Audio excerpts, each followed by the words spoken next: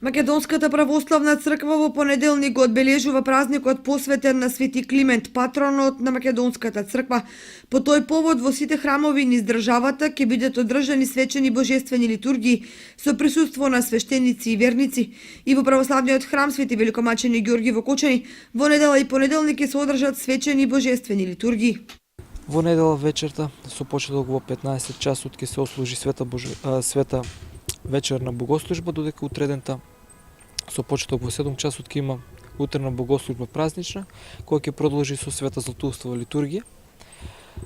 Исто така во понеделник, бидејќи влегуваме во празникот посветен на преподобниот Олимпиј Столпник и на светиот великомачен Ѓорги Зимски, како што го нарекуваат верниците, денот кога што според некои податоци е потврдено дека на овој ден е осветен храмот Свети Великомачен Ѓорги во Кочани.